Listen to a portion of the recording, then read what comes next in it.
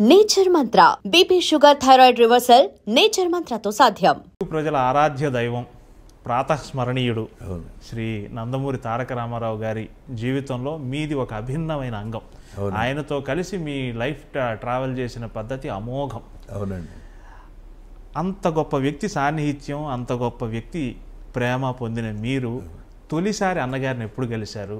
ఆ విశేషం మాతో పంచుకోండి సార్ ప్లీజ్. రామారావు గారితో కలిసి పని చేయటం అనేది పూర్వజన్మలో చేసుకున్న సుకృతం అండి. లేకపోతే ఆయనతో కలవటం చాలా కష్టం. నేను స్టేజ్ ఆర్టిస్ట్ని. దాదాపు ఒక 100 నాటికలు కానీ నాటకాలు కానీ వేశాను ఎప్పటి నుంచో. అందుకనే నా చదువు గుంటనాగిపోయింది. చదువుకొని ఇచ్చేవాళ్ళు కాదు. రిహార్సల్స్ అన్ని రూమ్లోంచి లాక్కెళ్ళిపోయేవాళ్ళు. ఎస్ఎల్సి డెమ్కా వేసాం, మళ్ళీ ఎస్ఎల్సి పూర్తి చేశా, పియూసీలో చేరాం.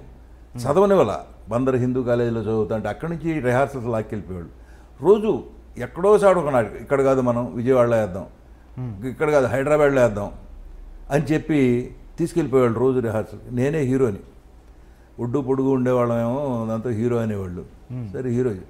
నేను అదేగాక హీరో చేసేవాడిని, సపోర్టింగ్ ఆర్టిస్ట్ చేసేవాడిని. కీర్తి స్టేషన్లో నేను మురారి వేశాను, అటు తిరిగి జమీందారు వేశాను. అది బెస్ట్ యాక్టర్ వచ్చింది, ఇది బెస్ట్ యాక్టర్ వచ్చింది. ఓకే, అటువంటి అలా ఉండేదన్నమాట. ఓకే. ఈ నాటకాలకు అంకితంతో చదువు సంకలం అయిపోయింది.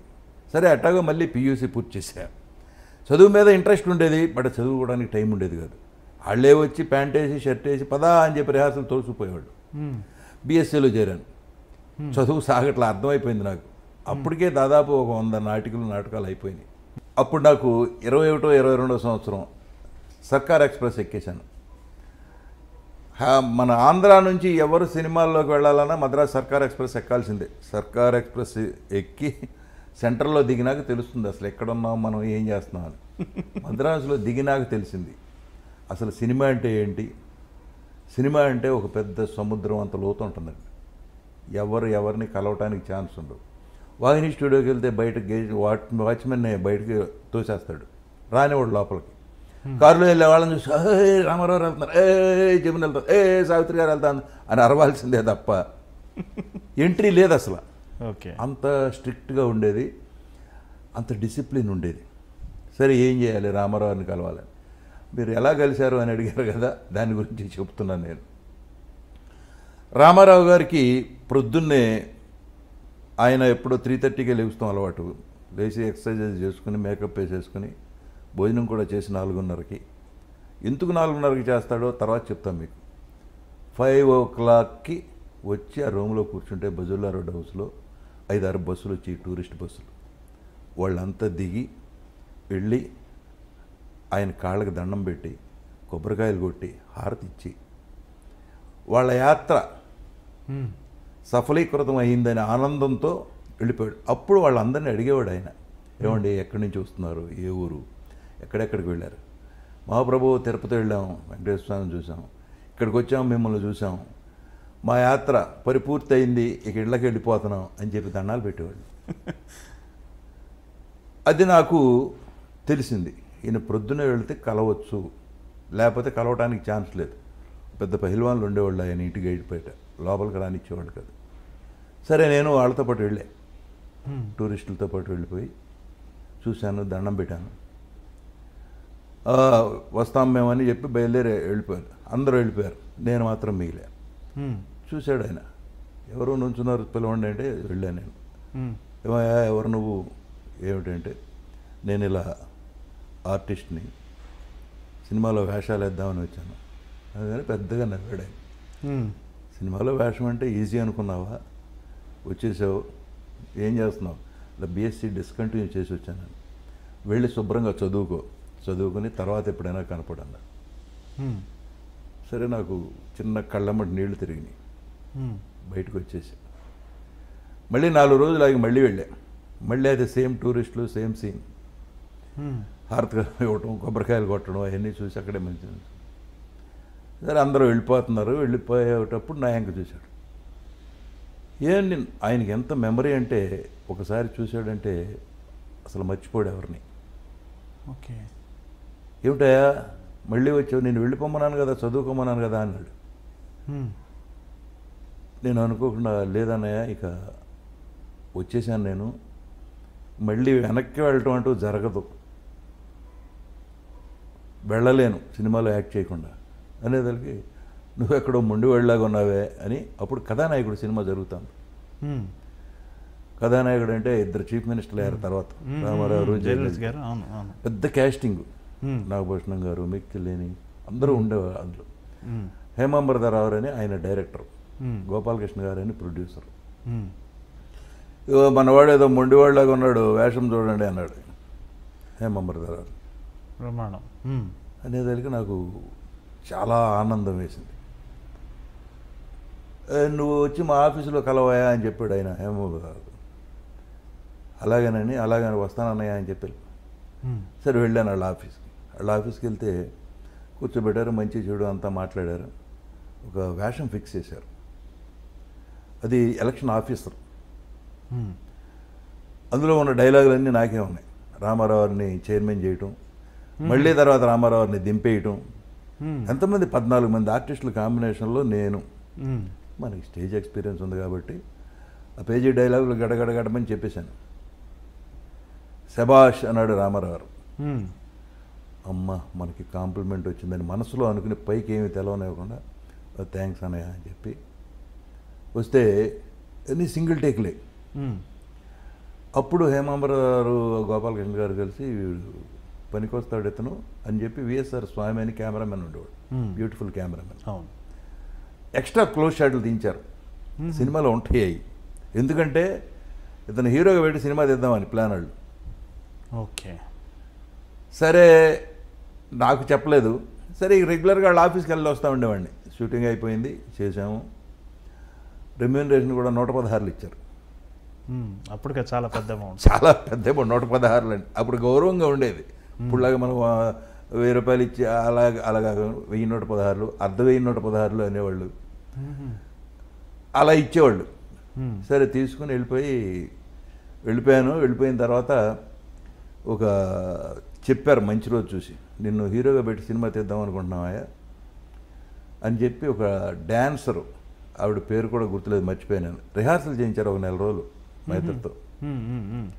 కొత్త ఇప్పుడు డ్యాన్స్ రిహార్సల్స్ అంటే కొత్త. నాటకాల్లో అయితే దున్నేస్తాం, ఏది చెప్పినా కూడా ముందే స్క్రిప్ట్ అంతా మనకు నోటికి వచ్చేస్తుంది కాబట్టి ఇష్టం వచ్చినట్టు ఆడుకోవచ్చు. సినిమాలో కుదరదు. ఆ కొంచెం ఫ్రేమ్లోనే అంతా యాక్ట్ చేయాలి. అక్కడే ఎక్స్ప్రెషన్ చూపించాలి, నీలో ఏముందో అక్కడే చూపించాలి. అన్ని బాధలు ఉన్నాయి. సరే ఆ తర్వాత రెగ్యులర్గా రామారావు షూటింగ్కి వెళ్ళేవాడిని నేను. ఈ ట్రైనింగ్ తీసుకోవటం కన్నానండి చూసి నేర్చుకోవటం చాలా ఉంది. ఒక ఆర్టిస్టు యాక్ట్ చేస్తా అంటే చూసి నేర్చుకోవడం అనేది అద్భుతం. బోల్డ్ నేర్చుకోవచ్చు. ఎవరి దగ్గరికన్నా వెళ్ళి ట్రైనింగ్ డైలాగ్ ఎలా చెప్పాలి నేర్చుకుని అది దానివల్ల బాణం వేయటం, అది ఏమి గాలిలో బాణమే, అది మనకి పెద్ద ఉపయోగం ఉండదు. చూసి నేర్చుకోవడంలో ఎక్కువ ఉంటుంది. అందుకని ఎక్కువ సినిమాలు షూటింగ్ జరిగే చోటుకి వెళ్ళేవాడిని నేను. సినిమాలు ఎక్కువ చూసేవాడిని. ఎవరు చేశారు, ఆయన ఎలా చేశాడు, ఈయన ఎలా చేశాడు. ఆ రోజుల్లో పోటాపోటీ ఉండేది. పక్క ఆర్టిస్ట్ ఏం చెబుతున్నాడు, మనం ఏం చెప్పాలి, వాడి ఎక్స్ప్రెషన్కి మనకు కౌంటర్ ఏమి ఇవ్వాలి, ఎవరికాళ్ళు క్యారెక్టర్ డెవలప్ చేసుకోవడంలో ఉండేవాళ్ళు. అందుకని ఆ రోజుల్లో ఎవరికి ఇళ్ళు లేవండి, కారులు లేవు. ఒక అంబాసిడర్ కారు ఉంటే 8 మంది వెళ్ళేవాళ్ళం కారులో. భేషజాలు లేవు, వీడు గొప్ప, ఆడు పెద్దనాడు, ఈడు పెద్దాడు, ఏం ఉండేది కదా. ఇలా పర్సనల్ మేకప్ మెన్ లేరు, ఎవరో లేరు. అందరికీ కలిసి ఎవడో ఒకడు ఉండేవాడు, వాడే అందరికీ ఇచ్చేవాడు. కలిసి వెళ్ళిపోయేవాళ్ళం, కలిసి కూర్చునేవాళ్ళం, కలిసి తినేవాళ్ళం. ఆ రోజుల్లో ఈ రోజుల్లాగా క్యారియర్లు పెట్టడం, 10 రకాల కూరలు పెట్టడం అవన్నీ ఉండేవి కాదు. 2 ఇడ్లీ 2 వడ ఒక ప్యాకెట్ ఇచ్చేవాడు పొద్దున్నే, అది టిఫిన్. ఆ పూటకి కాఫీ ఇచ్చేవాడు. మధ్యాహ్నం కాస్త సాంబారన్నం కాస్త పెరుగన్నం పెట్టేవాడు, 2 పొట్లాలు, అవి తినేవాళ్ళం. అంతే. తర్వాత వచ్చేసరికి అసలు క్యారియర్లు, ఆ హోటల్ నుంచి ఇది, ఈ హోటల్ నుంచి ఇది, ఇలా తెప్పించడం మొదలెట్టారు. అలా ఉండమట్టి అంత డిసిప్లిన్గా సినిమాలు ఉండేవి, వేషాల మీద అంత ఇంట్రెస్ట్ ఉండేది. ఇప్పుడు మనం రామారావుని ఫస్ట్ ఎలా కలిసానని నేను చెప్పాను కదా, అక్కడి నుంచి ఇక కంటిన్యూ అయిపోయాను. ఆయన షూటింగ్ ఎక్కడుంటే అక్కడికి వెళ్ళిపోయేవాడిని. అక్కడ ఎవరు ఆపేవాళ్ళు కదా. ఇక నన్ను కూర్చొని చూస్తూ ఉండేవాడు ఆయన ఎలా చేస్తున్నాడు. మెస్మరైజ్ చేసేవాడు. ఆయన యాక్ట్ చేస్తా అంటే అలా నోరు తెరిచి కూర్చునేవాళ్ళం, అలా ఇమ్మర్స్ అయిపోయేవాళ్ళం అనమాట. అంత మహానటుడు. ఏ వేషం వేస్తే ఆ వేషంలో. ఇప్పుడు జనరల్గా ఆర్టిస్ట్ అనేవాడండి ఒక మట్టి ముద్దలు అంటాడు. దాన్ని డైరెక్టరు ఎలా మోల్డ్ చేస్తే అలా మోల్డ్ అవుతాడు. కరెక్ట్. మీరు రాక్షసుడిగా మోల్డ్ చేయొచ్చు, అందగాడిగా మోల్డ్ చేయొచ్చు, కుంటివాడిగా మోల్డ్ చేయొచ్చు. మీరు ఎలా మోల్డ్ చేస్తే ఆర్టిస్ట్ అలా మోల్డ్ అవుతాడు. ఆర్టిస్ట్లో ఉన్న స్పెషలైజేషన్ అది. అది తెలుసుకున్న డైరెక్టర్లు ఈ క్యారెక్టర్లన్నీ క్రియేట్ చేశారు ఒకదాని తర్వాత ఒకటి. రాముడు, కృష్ణుడు, దుర్యోధనుడు, భీముడు. అలాగే ఆర్టిస్ట్కి కూడా ఇంట్రెస్ట్ ఉండాలి. మనం వేసుకునేటప్పుడు ఏం చేయాలి, ఏ మేసం పెట్టుకోవాలి, ఈ డైలాగ్ ఉంది ఎలా చెప్పాలి, మాడ్యులేషన్ ఎలా చెప్పాలి, ఎక్కడ ఆపాలి, ఎక్కడ పైకి లేపాలి, ఎక్కడ దింపాలి, ఇవన్నీ నేర్చుకోవాలండి. నేను ఇవన్నీ ఎందుకు చెబుతున్నానంటే ఆ గోల్డెన్ యుగంలో పనిచేసి ఉన్నాం కాబట్టి, ఆ గోల్డెన్ మనుషులతో పనిచేశాం కాబట్టి కరెక్ట్ నేను చెప్తున్నా. ఇది ఎవరికైనా ఉపయోగపడితే వాడుకుంటారు. ఇవాళ జనరేషన్లో మన మాట వినేవాళ్ళు కూడా ఎవరూ లేరు. డిసిప్లిన్ అండి. 7 గంటలకు షాట్ అంటే అందరూ 6:30కి విత్ మేకప్ డ్రెస్తో రెడీగా ఉండేవాళ్ళు. మరి ఇవాళ కంపారిజన్కి వస్తే మరి ఎవరన్నా ఒక్కళ్ళన్నా 10 ఎవరూ రావట్లేదు. అతను 10కి రాడుగా మేము ఎందుకు పొద్దున్నే వచ్చి ఏం చేయం అనే స్టేజ్ తీసుకొచ్చేశారు. చూసేదానికి సినిమాల మీద కాన్సన్ట్రేషన్ తగ్గింది. తర్వాత మెయిన్ క్వాలిటీ పడిపోయింది. ప్రొడ్యూసరు బాగుంటే 10 ఫ్యామిలీలు బతుకుతాయి. 10 ఫ్యామిలీలకి అన్నం పెడతాడు ప్రొడ్యూసర్ అని. ప్రొడ్యూసర్ని గౌరవించేవాళ్ళు. ప్రొడ్యూసర్ వస్తే లేచి నుంచునేవాళ్ళు, దండాలు పెట్టేవాళ్ళు. ఇవాళ అసలు ప్రొడ్యూసర్ కాదు, ఎవరు వచ్చినా గౌరవం లేదు, దండం లేదు. ప్రొడ్యూసర్ ఉన్నాడో చచ్చాడో ఎవరికి అలవలేదు. ఈ సినిమా మనది అనుకునేవాళ్ళు లేరు. ఈ ప్రొడ్యూసర్ మనాడు. ప్రతి సినిమాని మేము ప్రేమించేవాళ్ళం. సినిమా అంటే అంత ప్రేమగా ఉండేది. ఈ సినిమా మనది, బాగా రావాలి. ఈ సినిమా రోజునే చెప్పేవాళ్ళు ఇది 100 days ఆడుతున్నారా డెఫినెట్గా అనేవాళ్ళం. ఎందుకు?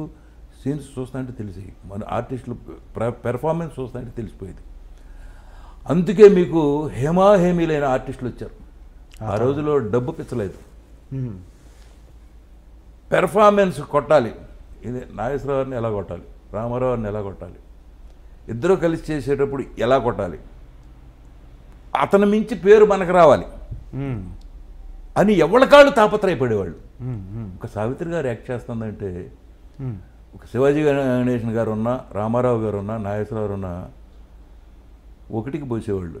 ఎందుకంటే ఎక్కడ ఏ ఎక్స్ప్రెషన్తో కొడుతుందో తెలియదు. నవ్వుతానే అన్ని రకాలుగా కొడుతుంది ఎక్స్ప్రెషన్. దాంతో ఎంత డైలాగ్ చెప్పినా కూడా తేలిపోతుంది. సో ఆవిడని తట్టుకోవాలంటే ఇక్కడ ఎంత పెర్ఫార్మెన్స్ ఉండాలి. దానికోసమని 10 రోజుల ముందు స్క్రిప్ట్ ఇంటికి వచ్చేది. వస్తే ఎవరికాళ్ళు వాళ్ళు డైలాగ్ చూసుకుని ఎదురు డైలాగ్ ఏముందని ఇంప్రవైజేషన్ చేసుకుని ఏది చేస్తే బెటర్మెంట్ నిలబడతాం మనం అని ఆలోచించేవాళ్ళు. ఇవాళ అసలు సెట్లోకి వచ్చి సీన్ ఏంటి అని అడిగేవాడే లేడు. నేను చూస్తున్నాను ఇప్పటికీ కంపారిజన్లో సీన్ ఏంటండి అని అడిగేవాడు లేడు. అడిగినా కూడా చెప్పే డైరెక్టర్ లేడు. అలా అయిపోయింది. సో దాంతో ఏమైంది, మీకు పెర్ఫార్మెన్స్ పోయింది, క్వాలిటీ పోయింది. ఏం తీయాలి, ఏం చేయాలి, ఇతనికి తెలవదు, వాళ్ళకి తెలవదు. పైగా భాష రాని వాళ్ళు ఎక్కువ వచ్చారు. ఆ రోజుల్లో ఈ డబ్బింగులు కూడా లేవండి. ఓన్లీ డైరెక్ట్ మనం ఏం మాట్లాడుతున్నామో థియేటర్లో అదే ట్రాక్. అవుట్డోర్లో తీసింది మాత్రం డబ్బింగ్ చేసేవాళ్ళు. అవుట్డోర్ తర్వాత వచ్చింది. అసలు ముందు అవుట్డోర్ లేదు. పొలాలు ఉన్నా కూడా సెట్ వేసేవాళ్ళు వాహిని స్టూడియోలో. ఫారెస్ట్ ఉన్నా సెట్ వేసేవాళ్ళు.